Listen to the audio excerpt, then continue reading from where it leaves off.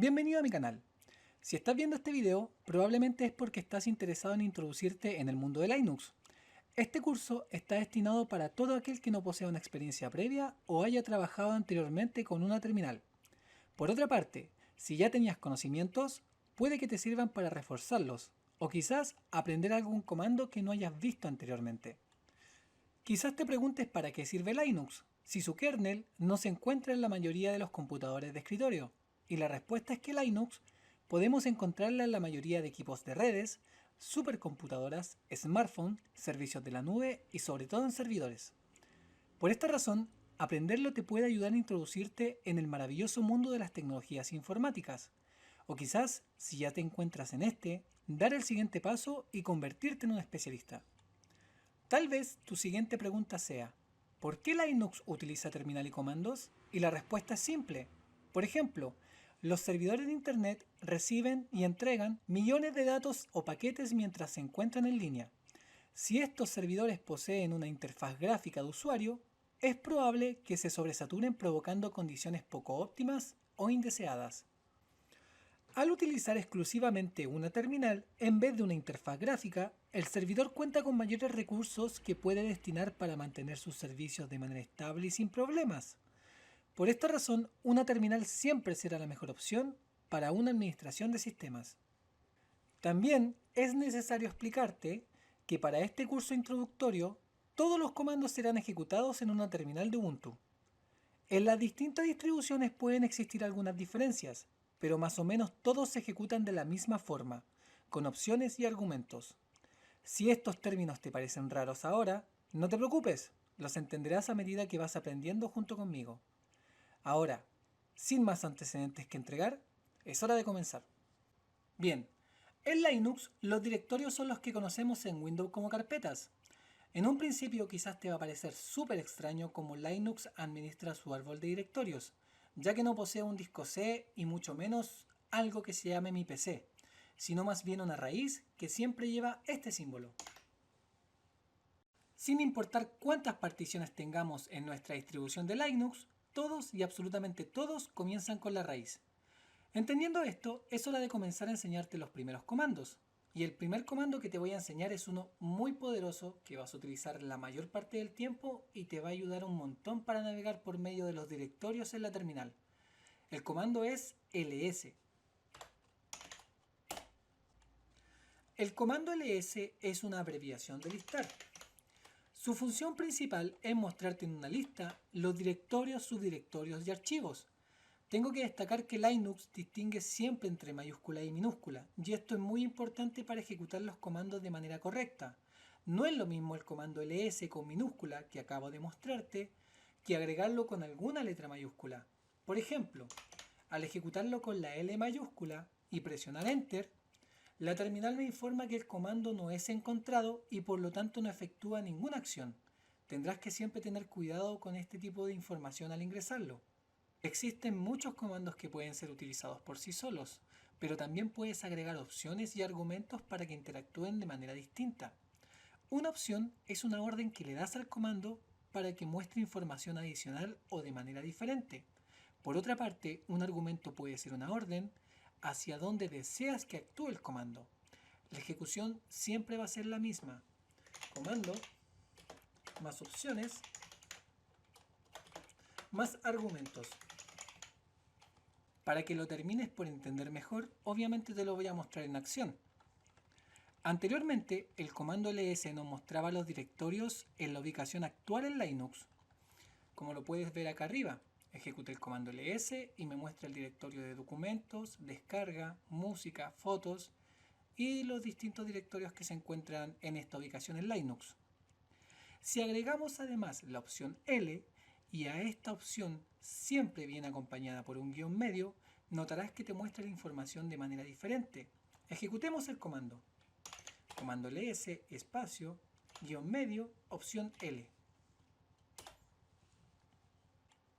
Claramente acá podemos ver un montón de información extra, pero tranquilo, te explicaré con detalle el significado de todo esto más adelante. De momento me interesa de que entiendas cómo funcionan las opciones junto con los comandos. En este caso, al agregar la opción L y ejecutar el comando ls, me muestra la información en formato de lista, de manera vertical y ordenado en forma alfabética. Anteriormente, cuando ejecuté el comando ls, me lo mostraba también en formato de lista, pero de manera horizontal. La L funciona para mostrar los archivos un poco más ordenado de forma visual. A un comando siempre le puedes agregar más de una opción. En este caso te voy a mostrar cómo le agrego dos opciones al comando ls y lo ejecuto. En este caso la opción A. Primero agrego el comando, espacio, guión medio, opción L, opción A. Presionamos Enter para ejecutar el comando y ahora podemos ver también un poco más de información extra. Como te repito, no te preocupes de momento en el significado de cada una de estas letras, te lo voy a explicar más adelante. De momento quiero que entiendas cómo funcionan múltiples opciones al ejecutar un comando. La opción A lo que hace finalmente es mostrarte todos los directorios y archivos que se encuentran ocultos. Estos vienen destacados con un punto al comienzo. Anteriormente, cuando ejecuté el comando, junto con la opción L, podíamos ver el directorio de documentos, de descargas, de música y todos los demás directorios que vemos acá, y solamente cuando agregué la opción A pudimos visualizar todo lo demás que estaba oculto en esta sección en la terminal de Linux. El siguiente comando que te voy a mostrar es un comando que también es necesario para trabajar un poquito más ordenado, y es un comando que se ejecuta en la mayoría de los casos sin ninguna opción ni argumento, y es el comando de clear, que significa limpiar, y su función la verás a continuación a simple vista. Y me termina limpiando la terminal.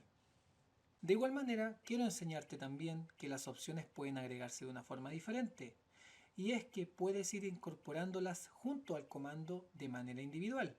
Anteriormente, el comando ls lo agregamos con guión medio, las opciones L y la opción A. Si te fijas, me muestra en formato de lista por la opción L y además me muestra los directorios y archivos que se encuentran ocultos por la opción A. También existe la siguiente manera, que es agregar el comando junto con la opción L de forma individual, luego agregas un espacio y nuevamente la otra opción que vendría siendo la opción A. Presionamos Enter para ejecutar el comando y si te fijas me muestra exactamente la misma información. Ya de la manera en que tú quieras agregar las opciones, si es de forma junta o si es de forma separada, va en el gusto de cada usuario al trabajar en la terminal. A mí, en lo personal, me gusta de esta manera. Ahora que ya entendiste cómo funcionan las opciones, pasaremos a los argumentos. Esta es información adicional que le das al comando para que actúe de manera distinta. Anteriormente, ls nos mostraba un listado de directorios y archivos en la ubicación actual que te encuentras en la terminal. Para que ls liste los directorios y archivos en otra sección de Linux, puedes agregarle como argumento dicha sección sin tener que ir directamente al directorio y ejecutar el comando. Te lo mostraré en acción. Vamos a limpiar la terminal. Y ahora agregaremos el comando ls sin ninguna opción y sin ningún argumento.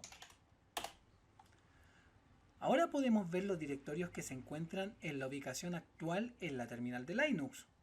Para ver, por ejemplo, el contenido del directorio de documentos, podemos agregar esto como un argumento.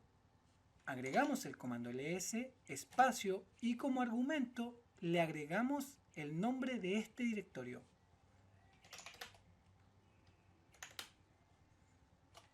Presionamos Enter y ahora podemos ver el contenido de este directorio junto con sus archivos y los subdirectorios. Ahora que finalmente ya entendiste cómo funcionan los argumentos, es hora de enseñarte cómo funcionan junto con las opciones. Recuerda que la sintaxis siempre es la misma. Comando, más opciones, más argumentos.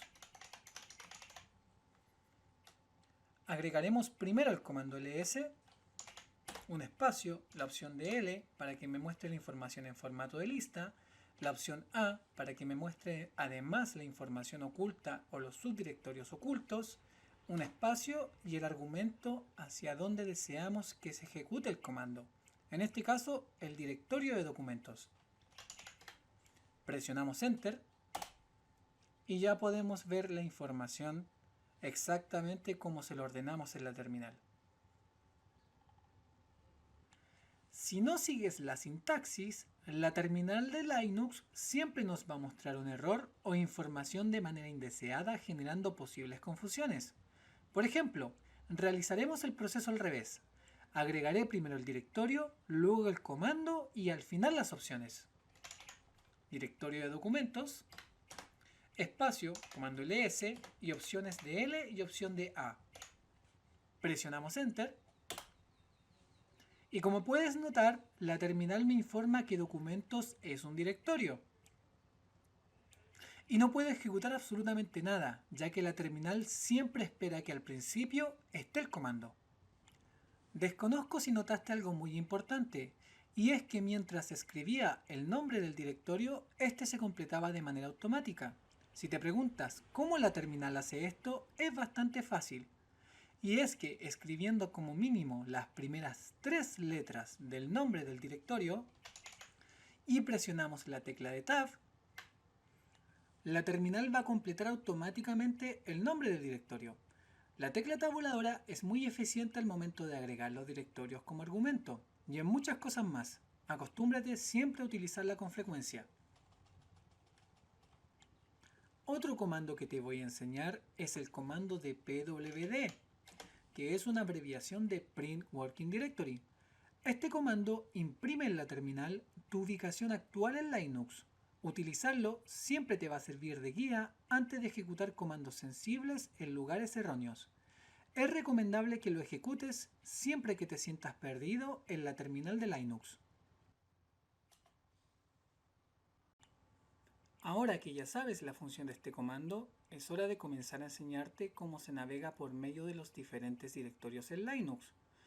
Como te mencioné anteriormente, los directorios en Linux son los que se conocen como carpetas en Windows. Para ir directamente a un directorio en la terminal de Linux, el comando que se utiliza es cd, que es una abreviación de Change Directory. La ejecución de este comando, al igual que cualquier otro, también se ejecuta con opciones y argumentos. Ahora voy a listar los directorios, comando ls, y podrás notar que los directorios como música, fotos y documentos se encuentran dentro de la carpeta o directorio de Home subdirectorio sysadmin, el cual es mi ubicación actual dentro de la terminal en Linux. Para cambiar a otro directorio, dentro de la terminal no existe el doble clic. Esto es de suma importancia y aquí es cuando entra en juego el comando de Change Directory o en su abreviación de cd. El argumento que le diremos a este comando es el directorio al cual nosotros deseamos movernos. Agregaré este directorio como argumento. Presionamos Enter. Y acá puedes ver una información muy importante. Se agregó el nombre del directorio que recién agregamos con el comando como una opción de visualización.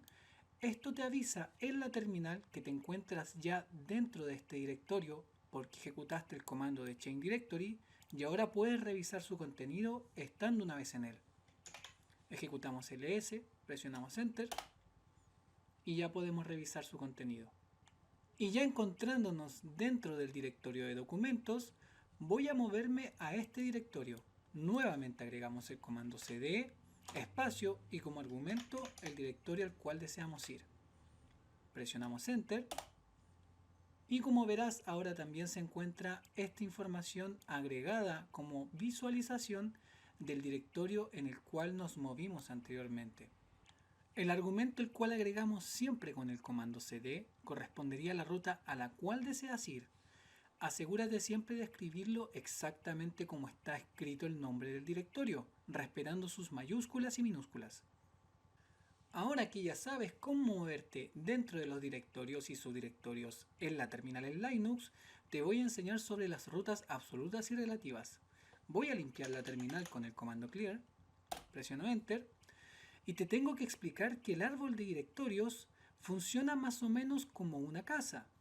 Imagínate que no puedes ir a una habitación sin antes pasar por la puerta principal, pero una vez que entraste a dicha habitación, puedes moverte a las demás habitaciones que están al lado sin pasar nuevamente por la puerta principal. Es por eso que existen dos opciones siempre para moverte en los directorios y subdirectorios dentro de la terminal en Linux, y son las rutas absolutas y relativas. Una ruta absoluta son las rutas que siempre comienzan con el siguiente carácter, ya que está especificando en la terminal que la ruta comienza por la raíz. Actualmente me encuentro en el subdirectorio de School que se encuentra dentro del directorio de documentos. Voy a ejecutar una orden en la terminal informándole que deseo ir al directorio de bin. Para esto agregaré obviamente el comando cd. Coloco el comando, agrego la raíz y el nombre del directorio. Presionamos Enter y si te fijas ya me encuentro dentro del directorio de bin. Ahora que ya entendiste cómo funcionan las rutas absolutas, es hora de enseñarte cómo funcionan las rutas relativas. Me voy a mover nuevamente a la raíz y esto lo hago agregando el comando cd sin absolutamente ningún argumento. Y podrás notar que ya no se encuentra la visualización del directorio de bin. Ahora si revisamos mi ubicación, me encuentro dentro del directorio home, subdirectorio sysadmin. Voy a limpiar la terminal y revisaremos con el ls los directorios que se encuentran actualmente en esta ubicación. Me moveré al directorio de documentos y si te fijas no voy a escribir el símbolo de la raíz, ya que no es necesario al encontrarme prácticamente al lado. Presiono Enter y ya me encuentro dentro del directorio de documentos.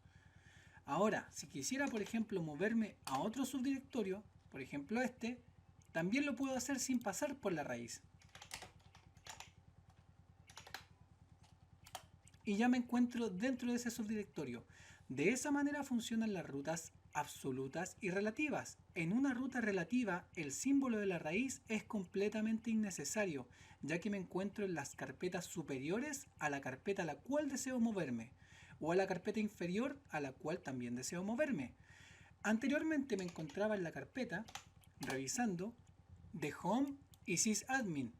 Fue cuando agregué el comando cd sin pasar por la raíz que pude moverme al directorio de documentos y luego al agregar nuevamente el comando cd al directorio de work como argumento pude ingresar a este directorio y de esa manera ir moviéndome a través de las rutas relativas. El manejar las rutas absolutas y relativas es esencial para moverte dentro de los directorios en Linux. Si te encuentras por ejemplo en el directorio de sysadmin, el cual voy a moverme ahora a la raíz, colocando el comando cd sin ningún argumento. Ahora listamos y deseas ir al directorio de documentos, no es necesario ejecutar una ruta absoluta pasando por la raíz, ya que sería un comando mucho más largo. De igual manera funciona, pero te lo mostraré lo engorroso que se ve. Agregamos el comando cd, pasamos por la raíz que es la ruta absoluta, colocamos el directorio de home, que vendría siendo este. Además el directorio de sysadmin. Además el directorio de documentos. Presionamos Enter y si te fijas puedo ingresar al directorio de documentos sin ningún problema, pero el comando me queda mucho más largo, a diferencia de utilizar una ruta relativa, que es cuando me encontraba ya en el directorio de sysadmin ingresando directamente al directorio de documentos sin pasar por la raíz. ¿Recuerdas cuando te enseñé cómo moverte a la raíz? Era agregando el comando cd sin ningún argumento. Voy a limpiar para que quede un poco más claro y de esa manera si revisamos nuevamente el directorio me encuentro actualmente en la carpeta home subcarpeta sysadmin. Me voy a mover ahora a la carpeta de documentos.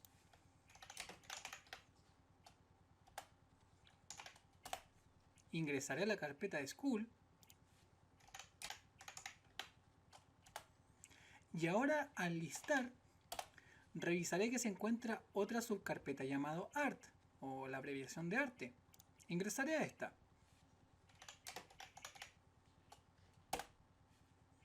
Y aquí es cuando quiero enseñarte cómo funcionan los atajos. Independiente del directorio en el cual te encuentras, existen atajos para moverte a directorios anteriores, sin pasar nuevamente por la ruta absoluta.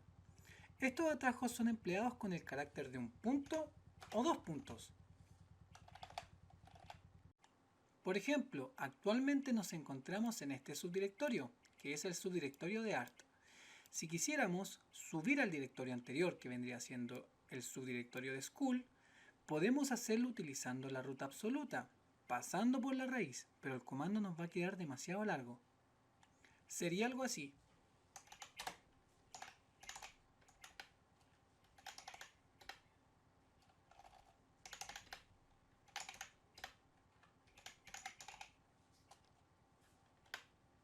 Si presionamos Enter, vamos a poder ingresar al directorio de school sin ningún problema, pero estamos agregando información innecesaria.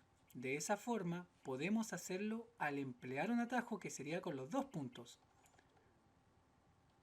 Dejamos el comando cd, colocamos dos puntos, presionamos Enter, y si te fijas, anteriormente que me encontraba en la carpeta o directorio de art, ahora me encuentro en la carpeta o directorio de school.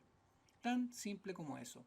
Simplemente se agregan los dos puntos y vuelves a la carpeta anterior o la carpeta superior, por decirlo de una manera correcta, a la cual tú te encuentras actualmente. Si quisiera ahora ir a la subcarpeta, o bueno, directorio de documentos, también lo podría hacer con los dos puntos. Tan simple como eso. Por esta razón, utilizar los atajos como los dos puntos o el punto siempre va a ser la mejor opción.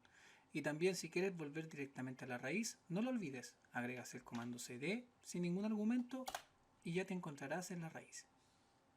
No olvides que también existe el atajo de un punto, pero como el comando cd no tiene una función muy útil o no es muy utilizado tampoco, sin embargo te lo voy a explicar más adelante cómo se utiliza. También puedes utilizar múltiples atajos, te lo mostraré a continuación.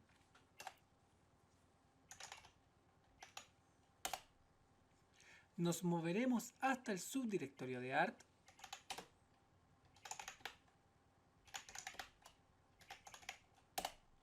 y ya que nos encontramos en esta ubicación, si quisiéramos por ejemplo movernos al directorio de documentos, podríamos hacerlo de la siguiente manera, agregando el comando cd como te enseñé anteriormente, presionamos enter, escalamos al siguiente directorio que sería school y luego al volver a ejecutar el comando cd con el atajo de los dos puntos, volveríamos al directorio de documentos, pero sería ejecutar el mismo comando dos veces. Para ahorrarnos esa doble ejecución, simplemente colocamos el comando cd, dejamos los dos puntos, colocamos el siguiente símbolo, colocamos nuevamente dos puntos, presionamos enter y verás que ahora que me encuentro en este directorio, pasaré directamente a este directorio.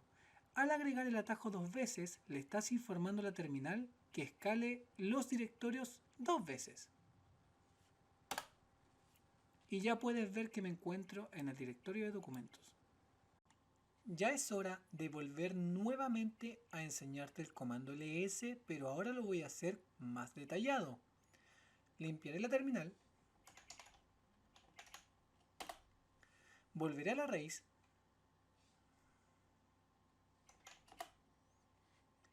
y voy a ejecutar el comando ls con la opción L en el directorio de var, subdirectorio de log.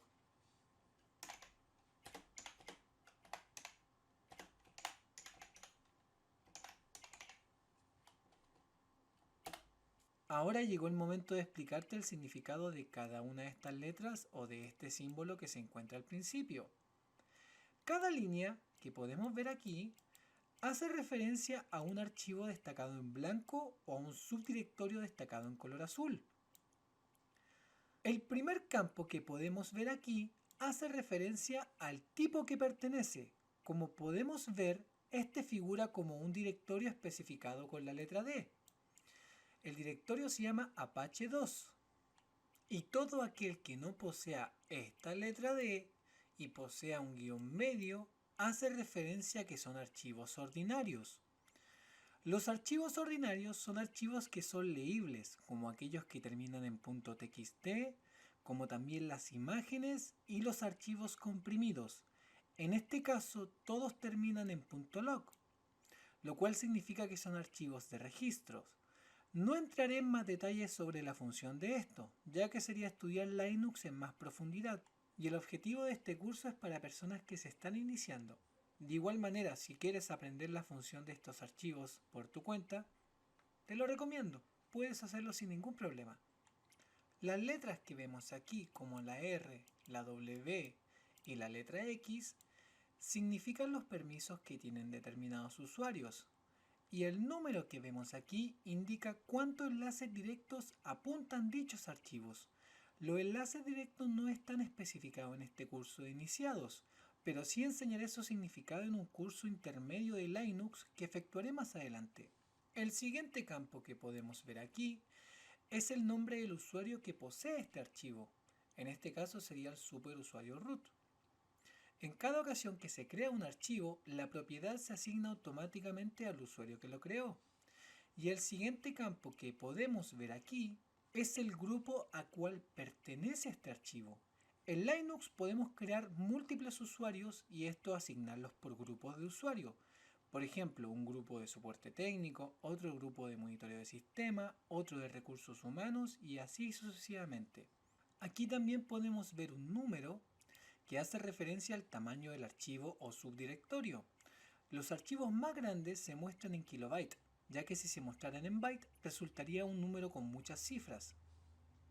Luego podemos ver una fecha que correspondería a la última vez en que se modificó el archivo, correspondiente al mes, día y año.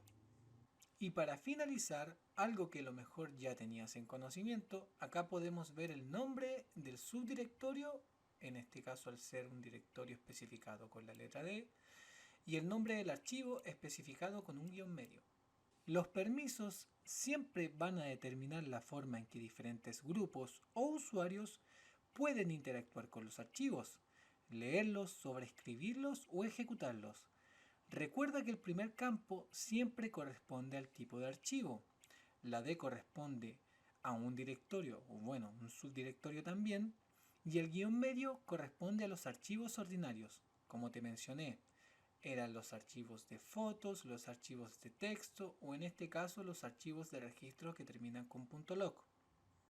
Y las siguientes 9 letras hacen referencia a los permisos y estos siempre se van a ir dividiendo de 3 en 3. El primer grupo de 3 letras, que son estos, hacen referencia al usuario que posee el archivo, o sea, quien lo creó. Y podemos ver la letra R, que es una abreviación de read, o sea, de lectura, donde significa que puede ser leída por el propietario y copiada. Además, la letra W, que es una abreviación de write, que significa que puede ser modificado y reescrito el contenido por el usuario. Y finalmente vemos la letra X, que es una abreviación de ejecución, el cual significa que el propietario puede ejecutar dicho archivo, en caso que sea un programa de registro en Linux. No todos los archivos, a pesar de tener esta letra, significa que pueden ser ejecutados. Y esto es una información importante. A veces este permiso también puede estar asignado de forma errónea. El siguiente grupo de 3 permisos, que vendría siendo este, donde vemos la R, un guión medio y una X, hacen referencia al grupo que posee el archivo. Los usuarios al ser creados pueden ser asignados a ciertos grupos específicos de trabajo. Aquí podemos ver que este grupo, que es el grupo de admin, posee los permisos de lectura, de ejecución, pero no de escritura. Por último, tenemos las últimas 3 letras que hacen referencia a los permisos que tienen otros usuarios, que no son los propietarios del archivo y no pertenecen a ningún grupo de usuarios. Por ejemplo, veamos el final. El superusuario root tiene en el archivo wtmp permiso de lectura por la letra R, permiso de escritura por la letra W, pero no tiene permisos de ejecución. Acá está en blanco, con un guión medio prácticamente. El grupo de trabajo UTMP tiene la R, que es un permiso de lectura, tiene una W, que es un permiso de escritura, pero tampoco tiene un permiso de ejecución. Y los otros usuarios que no pertenecen a este grupo de trabajo, y obviamente no son el usuario propietario, solamente tienen el permiso de lectura, especificado en la letra R. No tiene ni permiso de escritura, ni tampoco tiene permiso de ejecución. Entendiendo todo esto, ya es hora de comenzar a ver lo que son los accesos administrativos. Vamos a hacer una limpieza de la terminal. Y nos vamos a dirigir al siguiente directorio.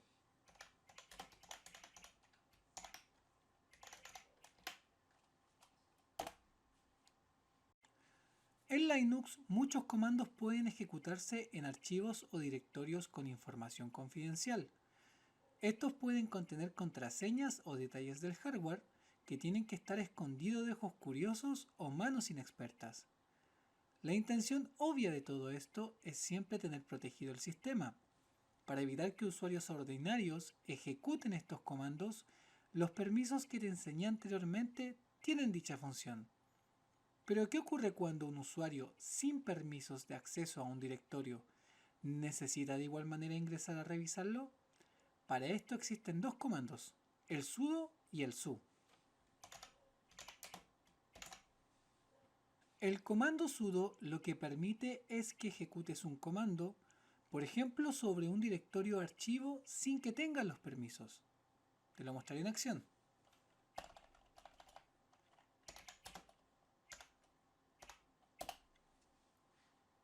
Si te fijas, acá existe un directorio que es el ldconfig.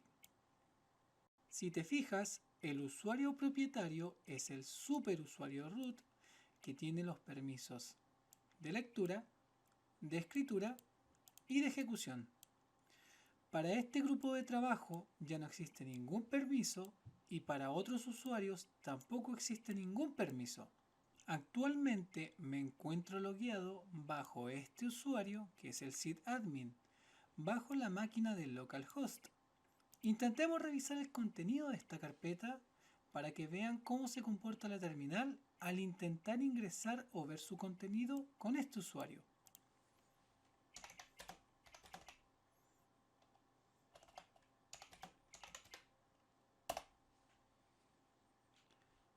Como podrás notar, no tengo los permisos para listar el contenido de este directorio.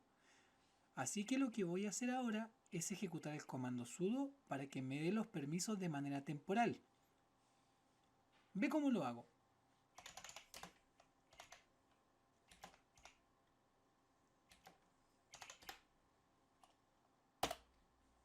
Aquí la terminal comprende que al ejecutar el comando sudo estás deseando tener permisos temporales como superusuario root, pero nunca te lo va a permitir tan fácilmente, por lo que obviamente te pedirá una contraseña.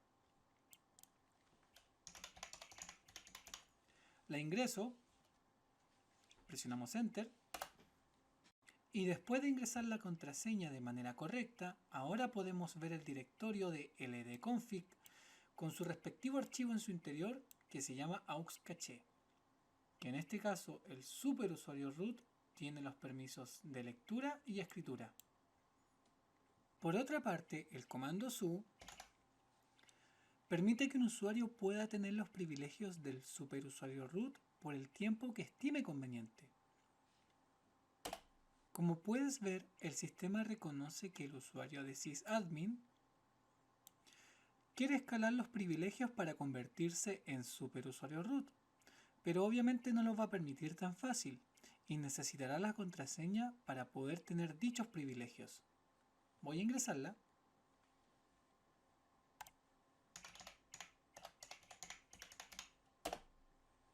Y ocurrieron dos cambios importantes que puedes ver a simple vista.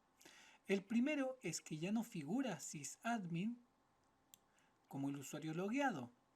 Podemos ver que acá aparece el nombre de root, que es el usuario al cual nosotros escalamos los privilegios al ingresar el comando de su.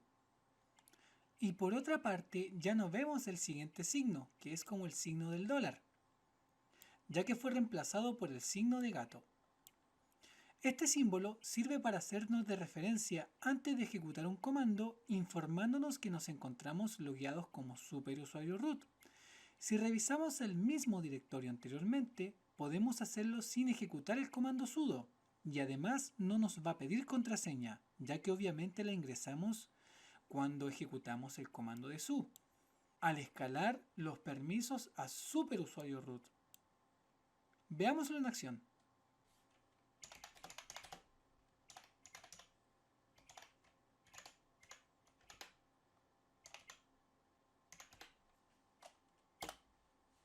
Si te fijas, cuando me encontraba en el directorio de var, subdirectorio de caché, ejecuté el comando ls para listar el contenido del subdirectorio ledconfig.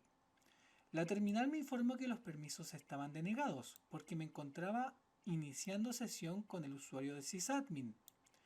Ejecuté el comando de sudo, nuevamente agregando el comando de ls y listando el subdirectorio de ledconfig, y me pidió la contraseña del superusuario root para ver el contenido de este subdirectorio. Lo ingresé y pude revisarlo. Pero luego yo no quería tener los permisos de manera temporal, los quería tener de manera fija. Para eso ejecuté el comando de su y luego al listar el subdirectorio de ldconfig, obviamente pasando por la ruta absoluta del directorio de var, subdirectorio de caché, pude ver el contenido de este subdirectorio sin que me pidiera la contraseña nuevamente, porque al escalar los permisos ya la había ingresado aquí.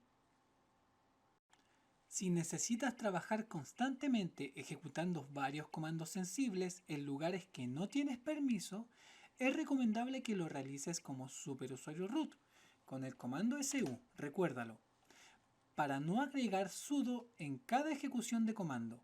Por otra parte, y como ya lo tienes que suponer, si necesitas hacer una sola ejecución con permiso de superusuario root, simplemente ejecuta sudo.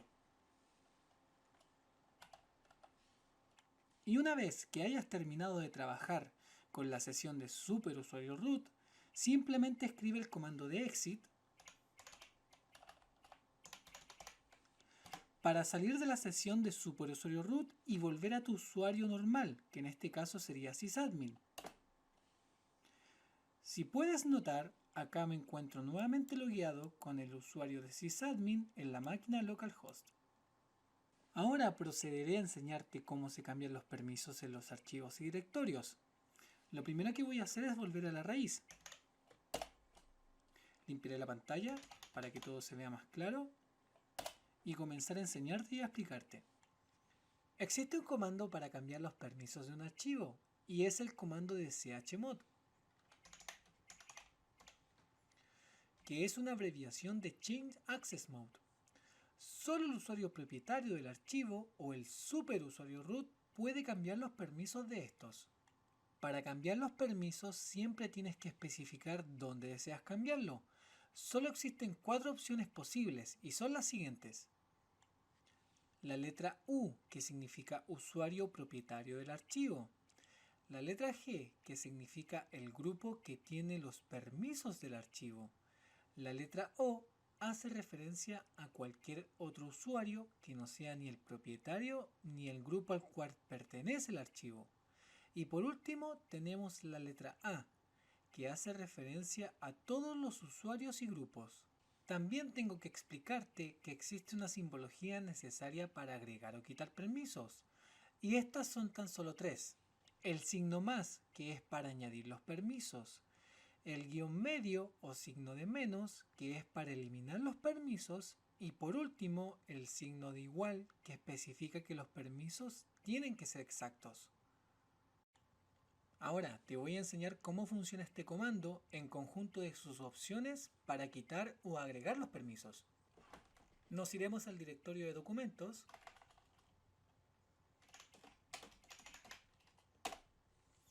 y voy a proceder a ejecutar el comando de ls con la opción de L. Como podrás ver, el usuario de sysadmin En todos los archivos que terminan en .txt, solamente tiene los permisos de lectura y escritura, pero no tiene de ejecución. Revisaremos el siguiente archivo, llamado profile.txt. Para revisar el contenido de este archivo de texto, todos los archivos de texto terminan en .txt, existe un comando que es el cat. Cat es un comando bastante útil que sirve para leer la información en todo archivo de texto. Funciona de la siguiente manera: se coloca el comando y además se agrega como argumento el nombre del archivo que deseas ver, en este caso profile.txt.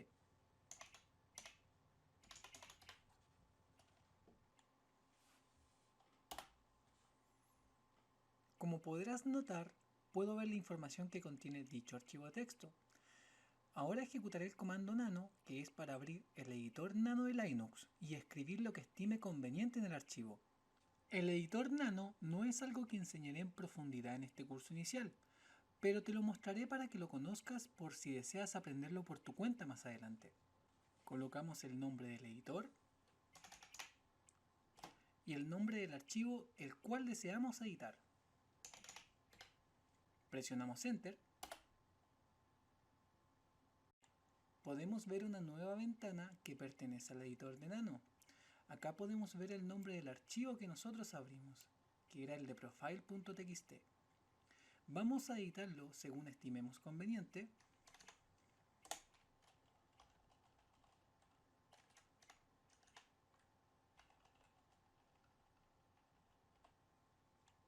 Y ahora, para salir y guardar los cambios, presionaremos la tecla de Control más X. El editor de nano nos preguntará si deseamos guardar los cambios antes de salir. Como podrás notar acá abajo, presionamos la tecla de Y para confirmarle que sí, y luego nos va a preguntar si deseamos conservar el mismo nombre del archivo, que en este caso aparece profile.txt. Puedo borrar el nombre o modificarlo como estime conveniente, pero lo dejaremos tal cual. Presionamos Enter y ya volvemos nuevamente a la terminal para revisar nuevamente el archivo que es profile.txt. Como lo editamos con el editor de nano, ya podríamos visualizar los cambios que hicimos. Anteriormente, este era el archivo original, pero en la edición yo borré este número de acá y este número de acá. Veámoslo.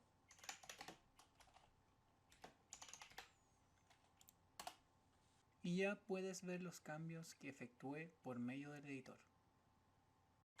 De esa manera revisamos los permisos de lectura y escritura. El permiso de lectura, que era con la letra R, en el archivo de profile.txt, lo revisé con el comando de cat. Que no se te olvide, de esa manera yo pude revisar y leer lo que contenía este archivo. ¿Y por qué pude revisar y leer lo que contenía el archivo de profile.txt?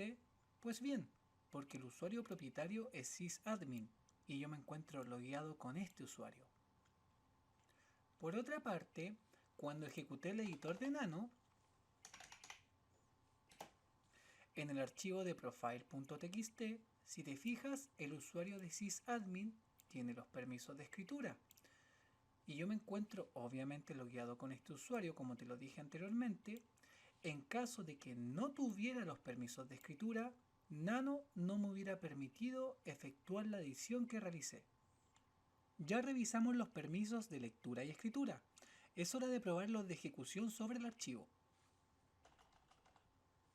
Para ejecutar un archivo existen varios comandos, pero el que prefiero yo utilizar siempre es el del punto con el slash. Tan simple como esto.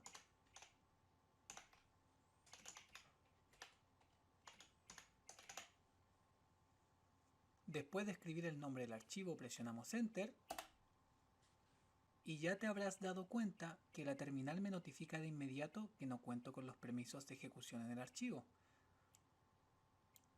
Llegó el momento de modificar esta condición.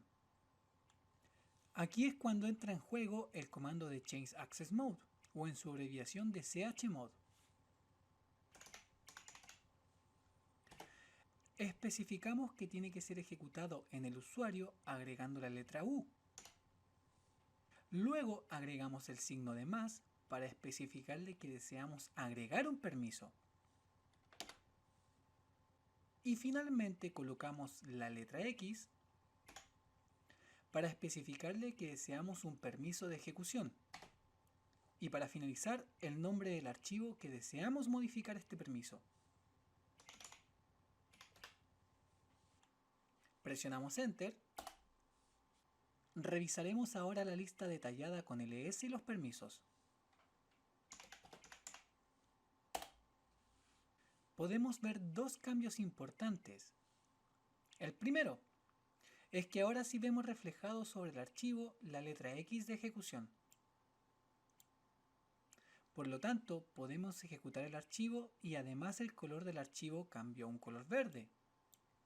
En lo personal, siempre presto atención más a los permisos que al color, ya que en diferentes distribuciones de Linux los colores pueden tener significados distintos o incluso estar configurados por el administrador anterior con colores diferentes. Ahora nuevamente intentaremos ejecutar el archivo. Recuerda, un punto, un slash y el nombre del archivo. Presionamos Enter. Y la información que aparece ahora hace relación a que mientras ejecutamos el archivo de profile.txt, Linux no encuentra ningún comando para efectuar algún proceso dentro de Linux. Las ejecuciones tienen principalmente relación con actualizaciones, modificaciones o instalaciones dentro del sistema operativo. Lo que deseaba mostrarte ahora era cómo se agregan nuevos permisos y nada más. Ahora vamos a realizar exactamente lo contrario, y es que vamos a quitarle los permisos a un archivo utilizando el mismo comando de chmod. Agregaremos el comando, recuerda, un espacio, especificamos el usuario con la letra U, ahora colocamos el signo de menos o el guión medio, especificamos el permiso que deseamos quitar, que en este caso sería el permiso de ejecución, y especificamos el nombre del archivo. Presionamos Enter y ahora al revisar nuevamente los archivos dentro del directorio, verás que ya no tiene los permisos de ejecución el archivo de profile.txt y su color volvió a ser exactamente igual al resto.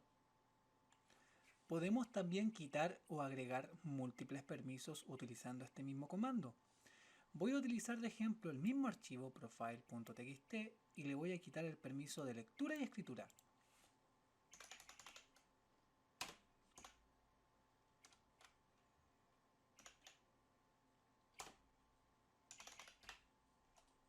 Presionamos Enter, revisamos nuevamente y ya puedes ver que el archivo de profile.txt, el usuario de sysadmin no posee ningún permiso, ni de lectura, ni de escritura, ni de ejecución. Veámoslo. Primero intentaré leer el archivo.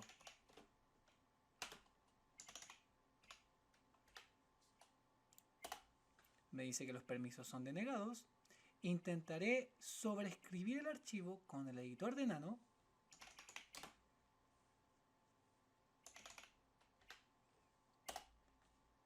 Me dice que los permisos son denegados. Y ahora intentaré ejecutar el archivo.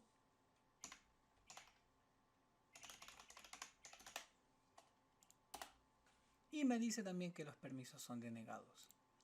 Para agregarlo es exactamente igual.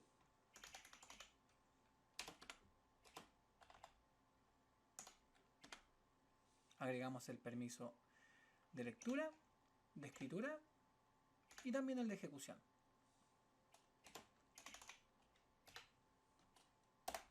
Revisamos nuevamente y ya puedes ver que ahora nuevamente el archivo tiene todos los permisos que le asigné anteriormente al ejecutar el comando de chmod y especificarlos en esta sección de aquí. Ahora ya sabes cómo cambiarle los permisos a un archivo en específico para que el usuario pueda trabajar con él. Pero te voy a enseñar también cómo cambiar el propietario de un archivo, que en este caso siempre es quien lo crea. Imagínate que dicho archivo en el cual tú trabajaste ahora tiene que cambiar de propietario para que otro usuario siga trabajando con él. Para esto existe un comando que es la abreviación de Change Owner, que significa cambiar de dueño. El comando es chown. Como ya tienes que suponer, el cambiar el propietario de un archivo solo puede ser efectuado por el superusuario root. En este caso yo me encuentro logueado con el usuario de sysadmin. Vamos a cambiar el propietario al archivo que se llama hello.ch. Escalamos los permisos temporalmente con sudo. Colocamos el comando. Colocamos como argumento el nombre del usuario al cual yo quiero traspasarle el archivo para que sea el nuevo propietario. En este caso colocaré al superusuario root. Y como argumento finalmente coloco el nombre del archivo. Sería hello.ch. Presionamos Enter. Me pedirá la contraseña. Y el comando ya fue ejecutado de manera correcta. Revisemos nuevamente.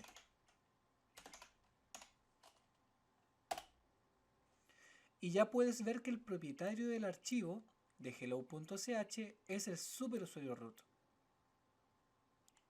Y de esa manera es como se cambia finalmente el propietario de un archivo. No lo olvides, chmode es para cambiar los permisos que tiene un archivo, que en este caso serían los de escritura, de lectura o de ejecución. Y chown es para cambiar finalmente el propietario de un archivo. Ya entendiendo finalmente esto y practicándolo, es hora de comenzar a enseñarte cómo se copian los archivos. Para esto, ya adivinaste, tiene que existir un comando que es muy fácil de utilizar y se llama el comando de copy. La abreviación es cp. Obviamente este comando también funciona con opciones y argumentos, pero a diferencia de otros comandos tenemos que agregar dos argumentos, el origen y el destino hacia donde deseamos copiar el archivo. Colocaré como primer argumento el origen del archivo que pasa por la ruta absoluta y se encuentra en el directorio de etc. Colocamos la ruta absoluta, agregamos el directorio y luego colocamos el nombre del archivo.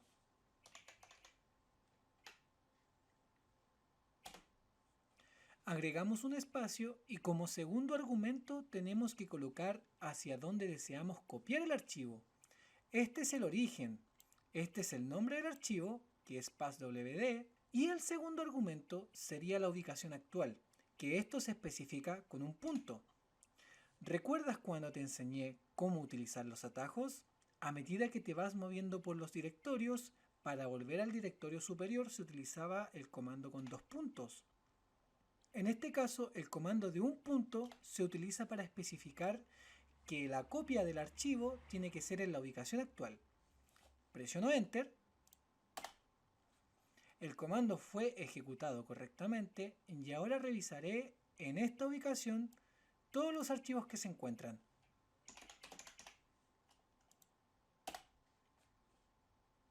Y ya puedes ver el archivo que copié anteriormente cuando ejecuté el comando. ¿Por qué te recomiendo siempre utilizar como segundo argumento el atajo de un punto? Porque el comando es mucho más sencillo de escribir, sin colocar información adicional e innecesaria. Te mostraré el siguiente ejemplo. Colocaré el comando de copy, pasaré por la ruta absoluta, directorio de etc y copiaré el siguiente archivo.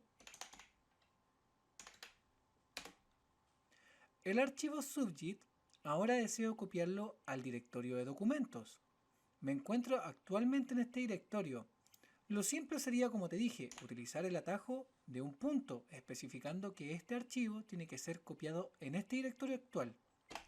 Pero si lo hiciéramos de la forma tradicional, sería colocando el segundo argumento con la ruta absoluta pasando por todos los directorios y subdirectorios. Sería algo así. Pasamos por la raíz, agregamos el directorio de home, directorio de sysadmin, subdirectorio de documentos. Y si te fijas, el comando me queda mucho más largo, colocando toda la información prácticamente innecesario. De igual manera, si ejecutas el comando, me va a copiar el archivo y luego lo podré revisar con el comando ls.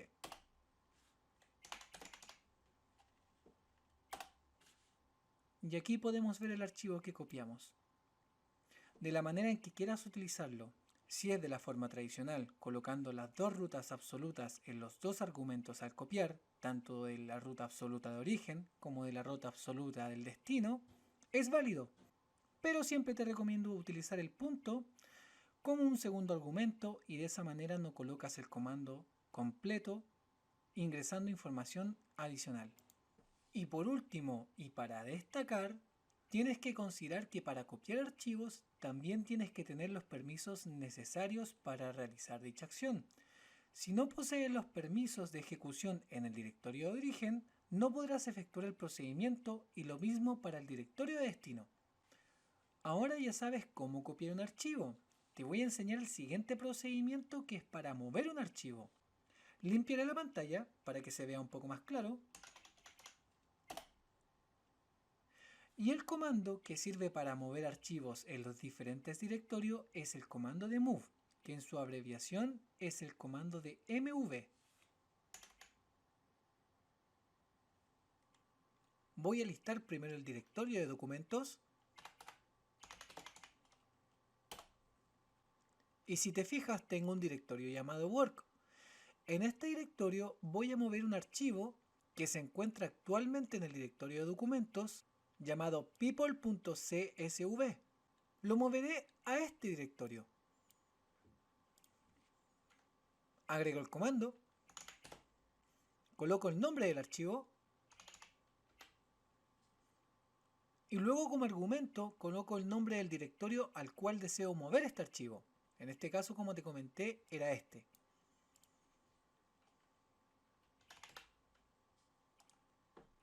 Presionamos Enter. El comando fue ejecutado correctamente y ahora revisaré nuevamente. Si te fijas, el archivo ya desapareció. Ingresaré al directorio de Word para poder revisarlo.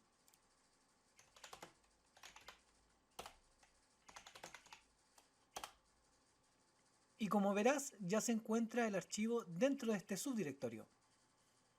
Puedes también mover más de un archivo a un directorio. Lo único necesario es agregar el comando mv más los nombres de todos los archivos y luego el directorio de destino como argumento. Te lo mostraré en acción.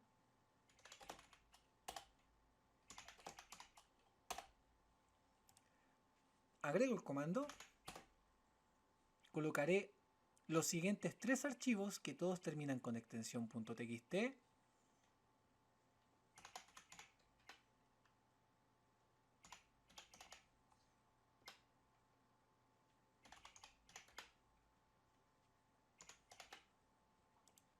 y los moveré al subdirectorio de school. Presionamos Enter. El comando fue ejecutado de manera correcta y ahora revisaré los archivos dentro de este subdirectorio.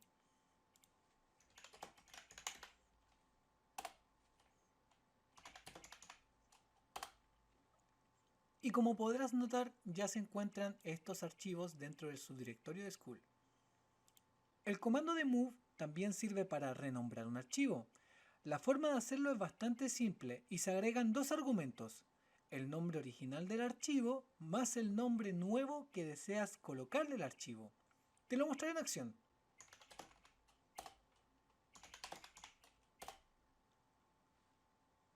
Voy a renombrar este archivo que se llama animals.txt y le colocaré el siguiente nombre. Presionamos Enter. El comando se ejecutó correctamente y volveremos a revisar.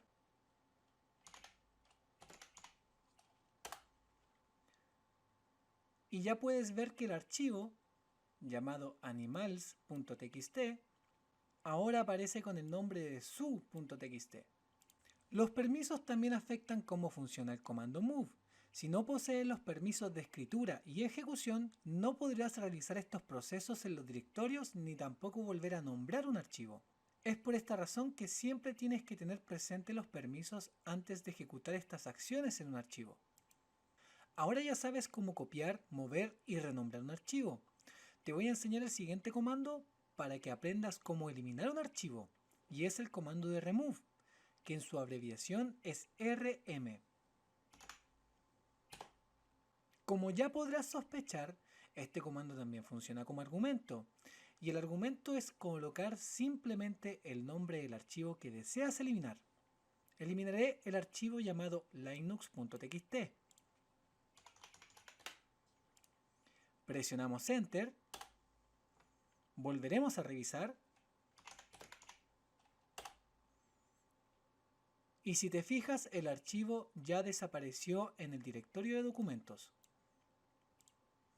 También puedes utilizar este mismo comando para eliminar un subdirectorio o un directorio, aunque tiene que tener algunas condiciones especiales, como por ejemplo el directorio tiene que estar vacío. Si el directorio o el subdirectorio no estuvieran vacíos, Linux de todas formas al momento de ejecutar el comando te lo va a notificar. Te lo mostraré para que veas. Si te fijas, Linux en la terminal me avisa de que no se puede remover el subdirectorio de work. Esto es porque tiene información en su contenido, ya que anteriormente moví archivos a este directorio. Lo que tienes que hacer para eliminar un directorio que se encuentra con documentos adentro es colocar la opción de R, que significa recursiva.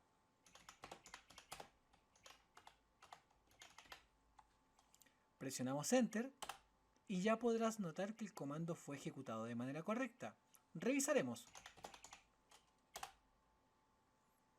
Y finalmente el subdirectorio de work desapareció al ejecutar el comando de remove. Es importante que sepas que al eliminar un directorio, este y todo su contenido son eliminados casi de manera definitiva.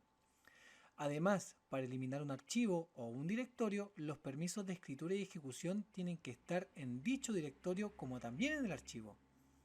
Siempre ten presente esto antes de hacer el procedimiento.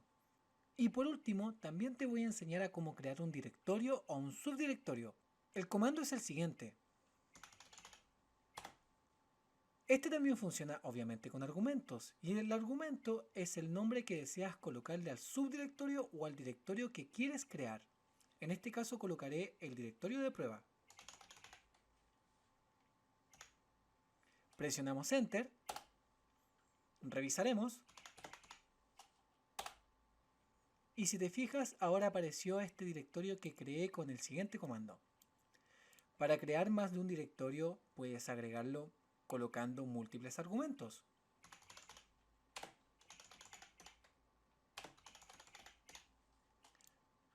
Presionamos Enter, volvemos a revisar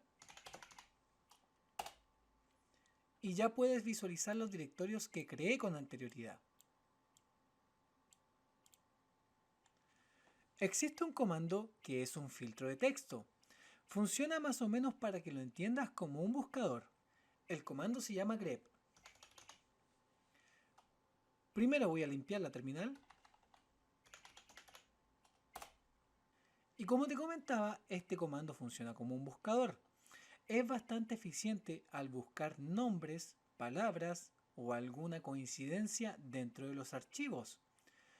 La mayoría de los archivos con los cuales se trabaja este comando terminan con extensión .txt, aunque no necesariamente esta regla se aplica para todos los archivos que vas a revisar.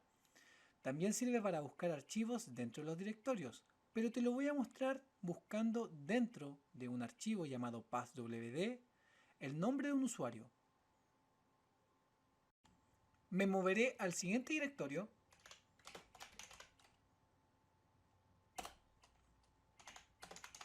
voy a listar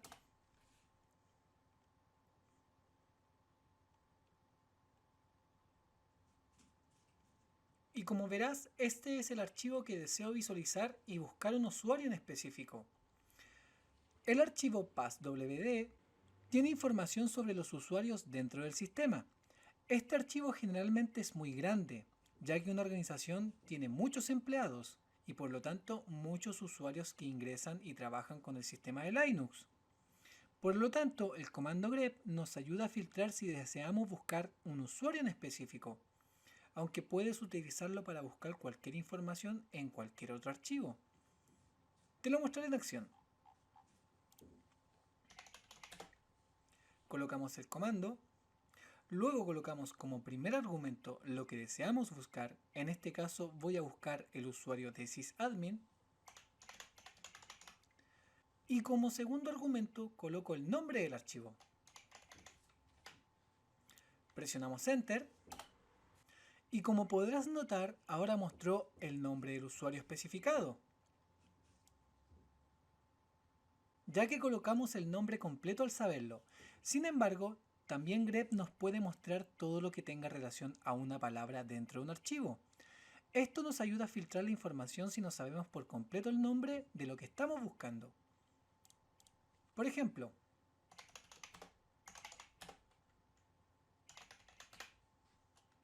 presionamos Enter al buscar con esta palabra y me muestra todas las coincidencias que existen según la palabra que agregué con el buscador. Este comando sirve muy bien para buscar, como te dije, información y como filtro de búsqueda. Utilízalo siempre que te sientas perdido al no saber cómo buscar en algún lugar en específico o en algún directorio. Y bien, ya sabemos ahora cómo utilizar el comando de grep como un filtro de búsqueda. Ya es momento de enseñarte cómo se apaga el sistema por medio de la línea de comandos. Volveré a la raíz, limpiaré la pantalla y es momento de explicarte que si trabajamos en una terminal administrando, por ejemplo, un servidor, al no poseer una GUI, que es el sistema gráfico de interfaz de usuario, no existe un botón de apagado. Por esta razón tienes que agregar el comando de shutdown y como argumento especificar cuándo deseas apagarlo. El comando por sí solo no funciona, si no agregas un argumento que puede ser en horas, minutos o una hora específica del día. O si lo deseas también puedes hacerlo de inmediato. Además, como tienes que suponer, ningún usuario común puede realizar este procedimiento, por lo tanto necesitas tener los permisos de superusuario root. Agregaremos el comando de sudo para escalar los privilegios. Luego colocamos el comando de shutdown. Y como argumento final, colocamos la cantidad de tiempo en la cual deseamos que el sistema sea apagado. En este caso colocaré en un minuto más. Colocamos el signo de más y el número 1. Presionamos Enter. Y como intentamos escalar los privilegios, la terminal me va a pedir la contraseña de superusuario root.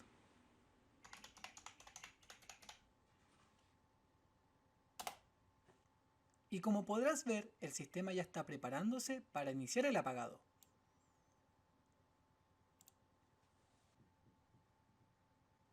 Y finalmente el sistema ya inició el proceso de apagado e informa a todos los usuarios que están conectados que el apagado será ahora por mantenimiento. Este es un mensaje estándar. Si deseas agregar un mensaje personalizado para que los usuarios que están conectados al sistema sepan sobre este procedimiento, como segundo argumento colocas el mensaje entre comillas dobles. Sería de esta manera.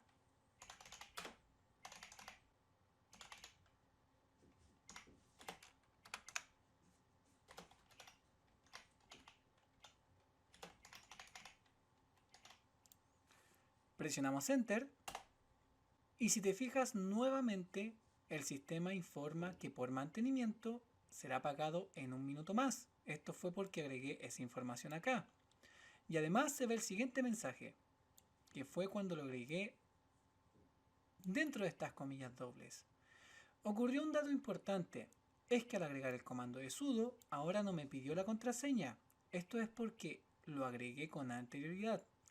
El sistema y la terminal tienen una memoria que saben que cuando agregaste el comando, si lo vuelves a agregar nuevamente al comando siguiente, no te lo vuelve a pedir. Esto obviamente tiene unas diferencias dependiendo de la distribución con la cual tú trabajas, pero por lo menos en la distribución de Debian y en algunas versiones, o en este caso distribuciones relacionadas con Ubuntu, que es con la cual yo estoy enseñando esto, agregar el segundo comando de sudo con la contraseña no es necesario. Pero esto no se aplica para todas las distribuciones. Tenlo presente. Y por último, si lo que deseas es apagar el sistema de manera automática, sin esperar un minuto o más tiempo, el comando se agrega con el argumento de Naut. Te lo mostraré en acción.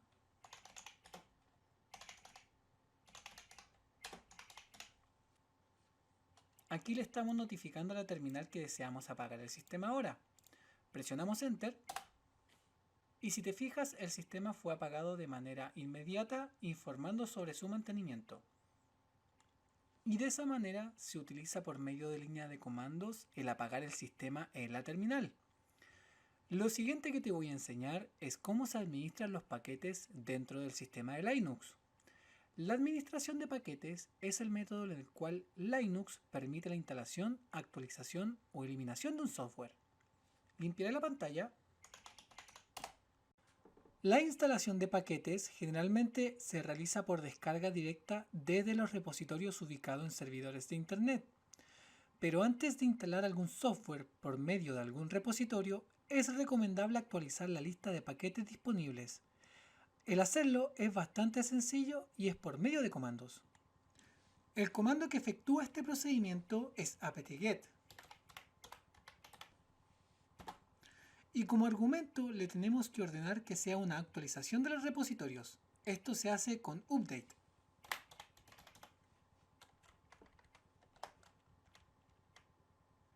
Este procedimiento tiene que ser siempre realizado con las cuentas de super usuario root, o en este caso con los permisos temporales agregándolas con sudo. Presionamos Enter, nos pedirá la contraseña, y al ver el cursor acá haciendo esta señal significa que el procedimiento comenzó a realizarse.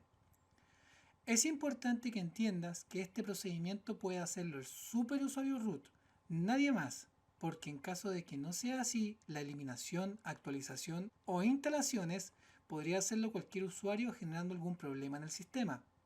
Y el procedimiento puede tardar un poco más de lo normal porque nuestra terminal y nuestro sistema operativo tiene que consultar en los más de 65.000 repositorios antes de efectuar el procedimiento. Y listo, el sistema me informa que ya fue realizado el procedimiento. Una vez realizado el update, tu sistema operativo contará con el listado de software disponibles y sus versiones, pero no va a instalar absolutamente nada. Por esta razón, el procedimiento a seguir es realizar un upgrade. Lo agregaremos también como argumento. El procedimiento es el mismo. Agregamos ahora el upgrade. Presionamos Enter. Y nuevamente la terminal me está informando, por medio del cursor que se ve en la parte izquierda, es que está efectuando el procedimiento que le ordenamos, o sea, un upgrade.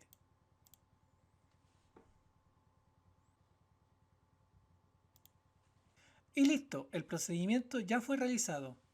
En este caso, de igual manera, la terminal me informa que 0 archivos fueron actualizados, 0 archivos removidos, 0 archivos instalados. El motivo de por qué me muestra esta información es porque anteriormente ya las tenía actualizadas, por lo tanto no efectuó ninguna instalación. Sin embargo, al hacerlo tú en medio de tu terminal, probablemente te va a mostrar números mucho más altos. Siempre es recomendable realizar ambos procesos antes de instalar cualquier programa de un repositorio. Recuerda, el update, que es este comando de acá, actualiza el listado de paquetes en los repositorios. Y el upgrade, que es el comando que ejecutamos acá, actualiza los paquetes que ya tienes instalado en tu sistema operativo. Pero ¿qué ocurre si no sabes exactamente cómo se llama el paquete que deseas instalar? La solución también es por medio de un comando, y el comando es apt-cache. Colocamos el comando Y ahora agregamos como un argumento la palabra de search, notificándole al comando que deseamos buscar un programa en especial. Buscar el siguiente programa. Presionamos Enter y a veces la ejecución del comando puede tardar un tiempo considerable. Tienes que pensar de que tiene que buscar el nombre del programa en los más de 65.000 repositorios que existen de la administración de Debian. Ya me muestra el resultado, en este caso hay un programa que tiene por nombre Cofsci, y además la especificación del programa. Como es el programa que yo justamente quiero instalar, procedemos a hacer la instalación de dicho programa colocando el nombre exacto de cómo se llama. Colocamos sudo, colocamos el comando de apt-get y luego le informamos que es una instalación y procedemos a colocar el nombre del programa que deseamos instalar. Presionamos Enter y si te fijas ya comienza a hacer el proceso de la instalación en nuestra distribución.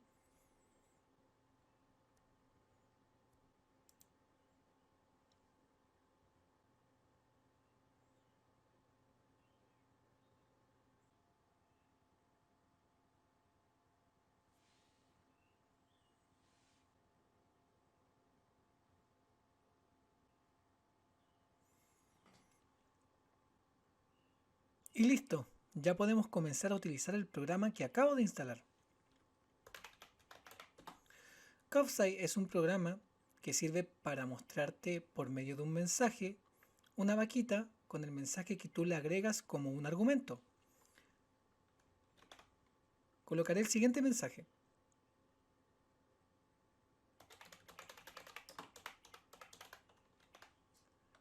Presionamos Enter. Y si te fijas me muestra la vaquita con el mensaje que le agregué como argumento. El siguiente programa que te voy a enseñar, ahora que ya sabes cómo instalar un programa por medio de los repositorios, es el comando dd. Limpiaré la pantalla para comenzar a enseñarte este comando. Cuando copias un archivo o un directorio con el comando de cp, haces solamente eso, copiarlo tal cual se encuentra en su estado original.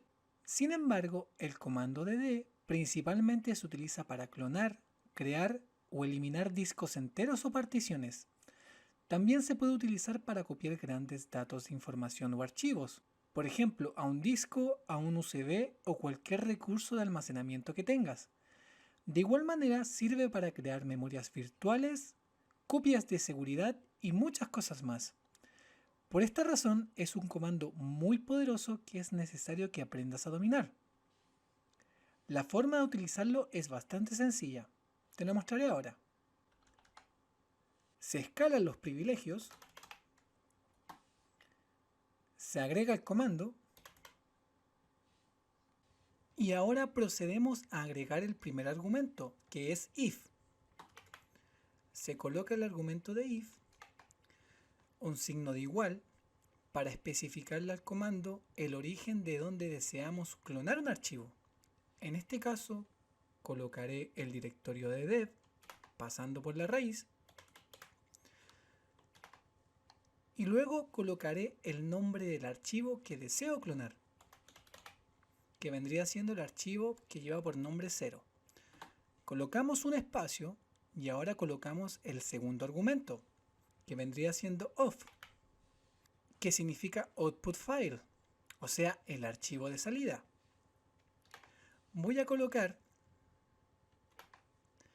que sea guardado en el directorio de tmp y este archivo colocaré que lleve el nombre de clon.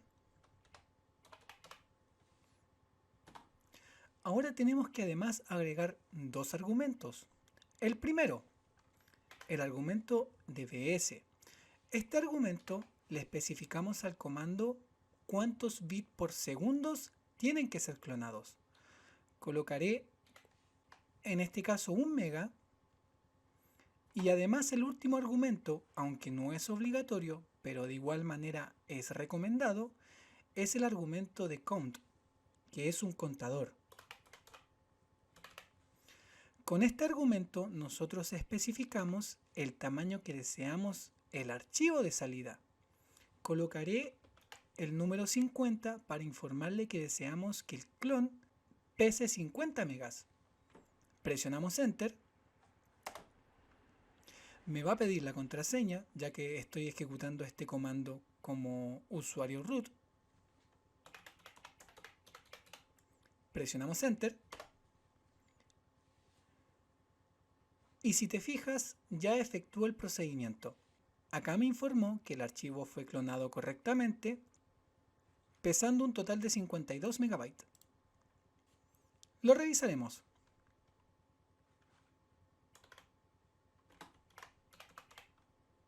Nos vamos a este directorio.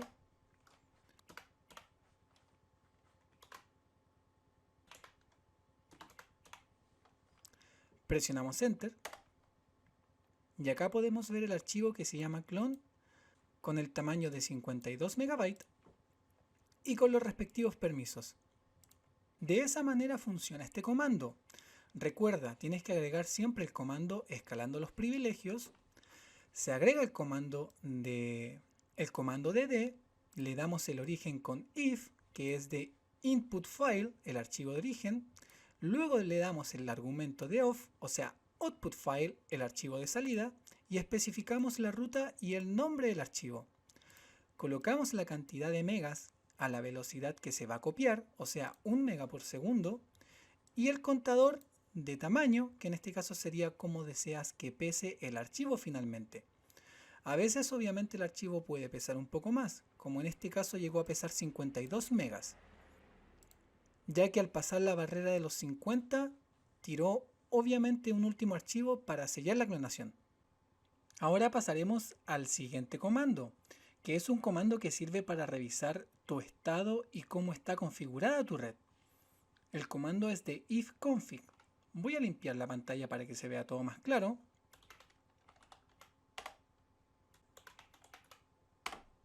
Y agregaré el comando.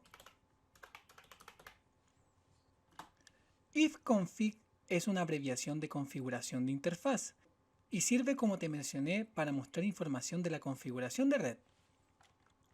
Presionamos Enter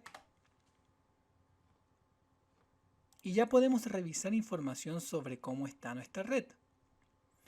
En el primer campo, que vendría siendo este, podemos ver nuestra IP asociada a la red en la cual yo me estoy conectando con el equipo. Y podemos ver también que es una IP de versión 4, como también podemos ver su estado, que se encuentra up, o sea que está arriba. También tenemos otro comando que se llama ping. La función de este comando es enviar paquetes y verificar la conectividad entre dos equipos. Si los paquetes llegan a su destino, obtienes una respuesta y por lo tanto significa que está conectada a la red. Para que el comando ping encuentre un equipo y envíe los paquetes para que lo detecte, es necesario conocer la dirección IP de dicho equipo. Voy a efectuar una prueba. Colocamos el comando de ping y agregamos la IP a donde deseamos enviar los paquetes.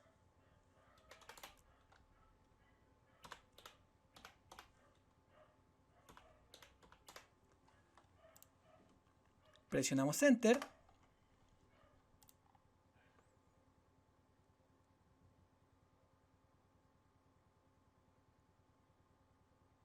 y ya podemos ver que los paquetes comenzaron a ser enviados y además me muestra información muy importante. Voy a cancelar el envío presionando Control C. Ahora voy a efectuar la misma prueba, pero con una IP completamente distinta y ficticia, de un equipo que ni siquiera existe.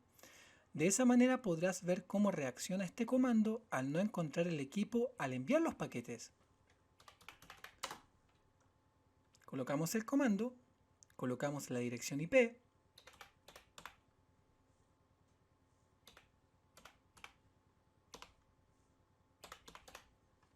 y presionamos Enter.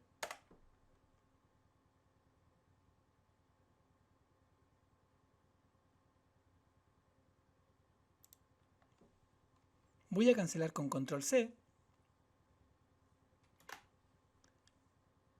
Y ahora podemos revisar la información adicional que nos muestra el comando. En este caso nos informa que envió un total de 14 paquetes y el destino, 0 paquetes fueron recibidos y más de 12 se encontraban con error. El 100% de los paquetes enviados se perdió, ya que al no llegar a destino, obviamente estos paquetes no cumplieron la función de entregar un mensaje entre los dos equipos. Y la prueba tuvo un tiempo de demora que está especificado en milisegundos. En este caso, el ping, cuando yo lo hice sobre una IP de una máquina inexistente, me mostraba que el host de destino no era encontrable, a diferencia de cuando coloqué una IP real, donde me informaba que todos los paquetes estaban llegando con este tiempo de demora. Y al final, cuando cancelé el comando, me informó que los 27 paquetes transmitidos, los 27 fueron recibidos y el 0% de paquetes se perdió. Si quisieras finalmente hacer un ping sobre una IP, pero enviar una cantidad fija de paquetes, existe una opción, y es la opción C. Te la mostraré cómo funciona. Colocamos el comando, colocamos la opción de C, y ahora especificamos la cantidad de paquetes que deseamos enviar. Colocaré 4 paquetes. Colocaré la IP.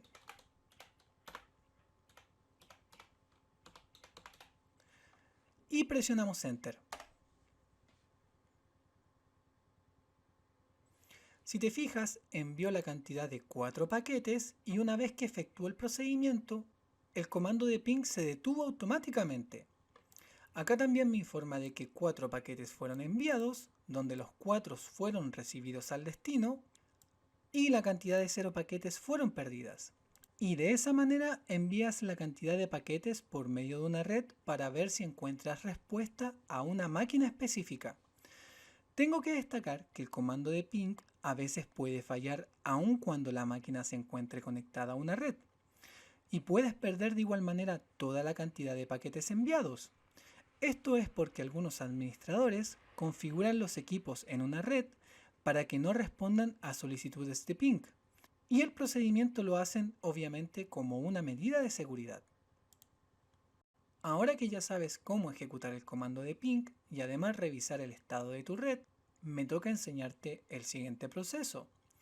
Y es que te voy a enseñar un comando con el cual vas a poder visualizar los procesos que se encuentran actualmente en una máquina. Voy a limpiar primero la pantalla. Y el comando que hace este procedimiento es el comando de ps. Para visualizar los procesos actuales es necesario estar logueado con la sesión del superusuario root. Si eres un usuario común y corriente, solo podrás ver los procesos generados por ti, a diferencia del superusuario root que puede ver todos los procesos que existen en el sistema y dar de baja incluso los que estime convenientes. El comando que hay que utilizar era el que te mencionaba, ps, aunque también existe otro comando llamado top. Pero primero te voy a enseñar cómo funciona este. Nos logueamos con superusuario root.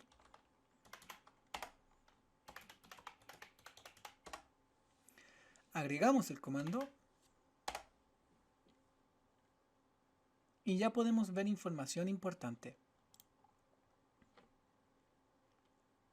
El primer campo, llamado PID, corresponde al ID del proceso.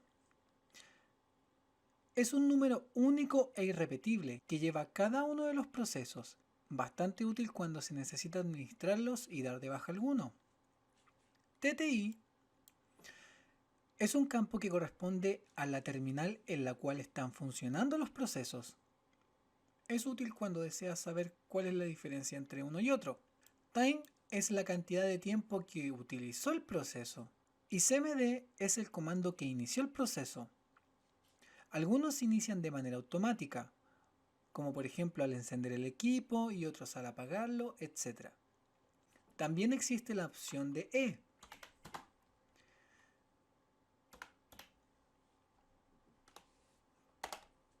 que con este comando podemos ver todos los procesos que se encuentran corriendo. no tan solo los generados por este usuario, que en este caso vendría siendo el superusuario root. Acá obviamente podemos ver más información, como el ID de otros procesos también, el tiempo y bueno, también nos aparece la lista un poco más ampliada en cuanto a los procesos que se están generando en esta máquina. El otro comando que también te mencioné es el comando de top.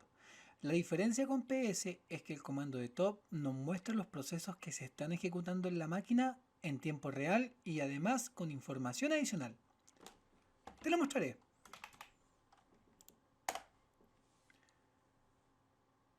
El comando top es el equivalente al administrador de tareas de Windows. Con este comando se pueden ver todos los procesos que se están ejecutando en tiempo real con información estadística del sistema. El campo task, que es el que podemos ver aquí, hace mención a cuántas tareas están actualmente corriéndose en el sistema. En este caso son un total de 10. El campo running hace mención a una información de cuántos procesos están corriéndose.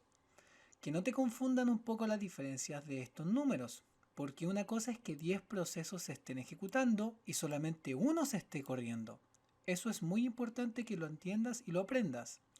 Además, hay 9 procesos que se encuentran dormidos.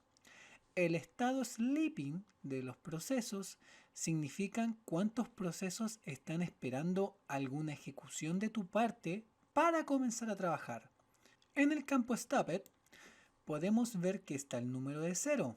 Este campo hace referencia a cuántos procesos han sido terminados por el sistema. Y el campo zombie, que también podemos ver el número 0, notifica de cuántos procesos se encuentran en estado zombie.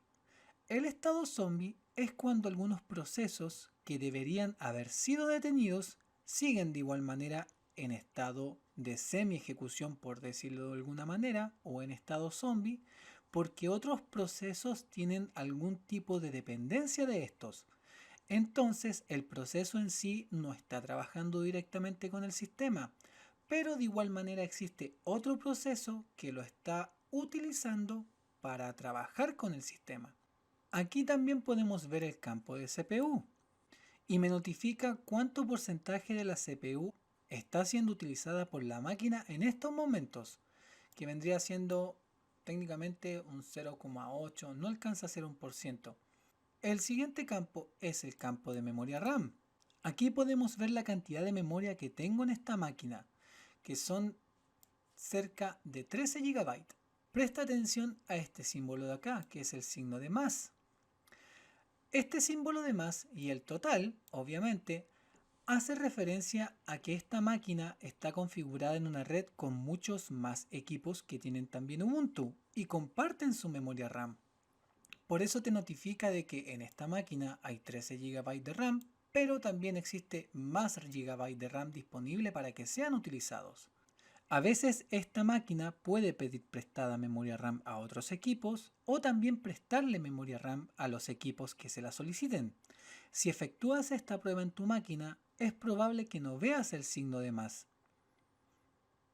Pero necesitaba explicártelo en este momento para que lo sepas cómo funciona. El campo Used notifica cuánta memoria RAM se ha utilizado, que sería un poco más de 7 GB. Como te comenté, este equipo está configurado para compartir su memoria RAM con muchas más máquinas, por eso podemos ver este número tan inflado. Este campo de aquí hace referencia a la memoria RAM que se encuentra libre y disponible para ser utilizada. Si vemos, existen un total de 12 GB disponibles para que la máquina utilice. Como te comenté, esta máquina está conectada a una red con muchas más máquinas que pueden compartir su memoria RAM. Por eso este número también es bastante alto. Y aparece obviamente el signo de más notificándote de que hay más memoria RAM libre disponible en caso de que esta máquina la solicite para que se la presten. El siguiente campo es de la memoria swap o memoria virtual. Hay un total de 8 GB de memoria virtual utilizada. Y bueno, los demás campos hacen referencia a lo mismo. Memoria virtual usada, memoria virtual libre y etcétera, etcétera.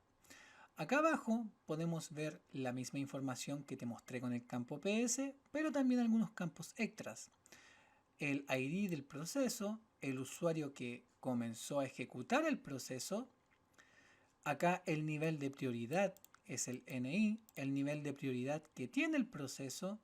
Y bueno, la utilización del CPU que está utilizando este proceso, cuánto procesador está utilizando y este proceso cuánta memoria RAM está utilizando. El tiempo que tardó el comando en utilizar un proceso y el nombre del comando que inició el proceso.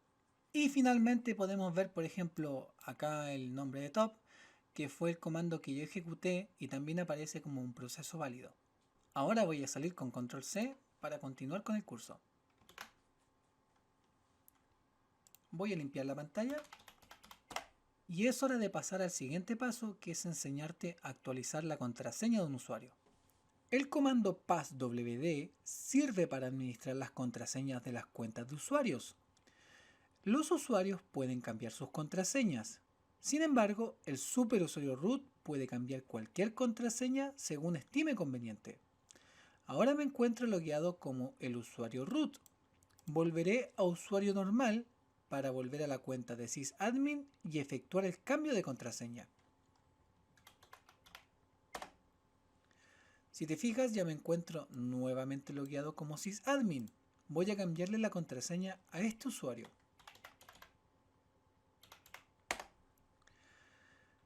Me pedirá mi contraseña actual y luego me pedirá la nueva contraseña. Me pide volver a ingresar la nueva contraseña como una medida de seguridad, así que la ingresaré y esta tiene que coincidir obviamente. Presionamos Enter y el cambio de contraseña ya fue efectuado correctamente. Y bien, ya llegó el momento de pasar al último comando que tengo que enseñarte, y es un comando que te va a ayudar a lo largo de cada una de las prácticas que tengas con tu terminal en Linux. Tengo que destacar y explicarte que me hubiera encantado enseñarte muchas cosas más o enseñarte estos comandos con más profundidad, pero finalmente el video hubiera terminado durando 4 o 5 horas y aún así no hubiera logrado abarcar todo lo necesario para que domines como un experto la terminal. Este curso introductorio finalmente lo desarrollé según como a mí me enseñaron, para que manejes de manera introductoria cada uno de los comandos más importantes que es necesario aprender al principio. Quizás hay otros comandos que a lo mejor tú dirás que sí son importantes, como el comando de history, pero son comandos tan fáciles de aprender. Cuando lo comiences a estudiar por tu cuenta, no tardarás más de 5 minutos en dominarlo.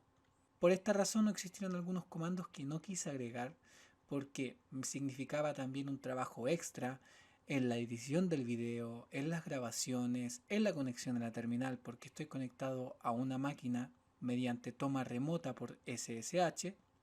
Si no sabes lo que es SSH, más adelante también tengo un video donde voy a lo mejor explicar lo que es el protocolo y cómo conectarte de forma segura, porque es un protocolo de seguridad para conectarte a servidores y terminales de Linux. Y sobre todo enseñarte también de que en esta carrera, en la cual hay mucho campo laboral, y en esta profesión en la cual tú a lo mejor estás interesado en aprender, la mayoría de las cosas que tú vas a ir aprendiendo van a ser por tu cuenta. Por esta razón es importante de que continúes estudiando, viendo otro tipo de material y siendo siempre autodidacta y apoyándote en personas que tengan las mismas ganas que tú de aprender.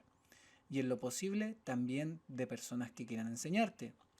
Puedes dejarme un comentario, puedes dejarme una pregunta, quizás también una crítica constructiva y quizás también una felicitación por el video. Si tienes alguna duda, no dudes en contactarme por medio de los comentarios y me daré el tiempo de responderte. Eso también me ayuda a mí para aprender a lo mejor alguna cosa que me falta por dominar y al mismo tiempo también reforzar las cosas que aún estoy viendo o que ya he visto. Así es que estás cordialmente invitado a hacerme la pregunta que estimes conveniente, siempre y cuando sea un tema de que yo domine, y ten por seguro de que me daré el tiempo en responderte. Así es que, perfecto. voy a enseñarte el siguiente comando, que es un comando muy utilizado tanto por personas novatas como profesionales dentro de una terminal en Linux, que es el comando de man. El comando que es la abreviación de manual y es un comando que te va a ayudar a ver las características y la información extra de cada comando dentro de la terminal. Limpiaré la pantalla para que se vea todo un poco más claro y proceder a explicarte también en más profundidad. El comando de man es súper fácil de utilizar. Simplemente se agrega el comando y como argumento le colocas el comando al cual deseas revisar el manual. En este caso colocaré el comando de ls. Presiono enter y ya puedo ver el manual sobre este comando con todas las opciones disponibles y el significado de cada una de estas opciones. Por ejemplo, en un principio te enseñé cuál era el significado de la opción A. Acá me dice que me muestra todo sin ignorar las entradas comenzando con un punto. También me muestra una segunda referencia que es colocar la opción de AL, que vendría siendo lo mismo que A, pero en este caso sería finalmente colocar la palabra completa. Cualquiera de las dos opciones entregará la misma información. Si continuamos bajando, podemos ver también, las demás opciones también disponibles junto con este comando. La opción de C, la opción de V, la opción de L que habíamos visto anteriormente, donde acá especifica que es la información entregada con esta opción en formato de lista, ya especificada, como te había enseñado en una parte del video también con los respectivos permisos. También te muestra la opción de M, que acá separa por una coma la lista de entradas. Y si tienes alguna duda finalmente con algún comando, te recomiendo que recurras al comando de man para ver específicamente en qué función son todas las opciones que posee este comando y finalmente cómo ejecutarlo de manera correcta. La opción de man, como te dije, funciona con todos los comandos y créeme, porque lo he visto, y yo en lo personal también lo utilizo bastante y es bastante utilizado tanto por personas nuevas como por personas que llevan muchos años trabajando con Linux.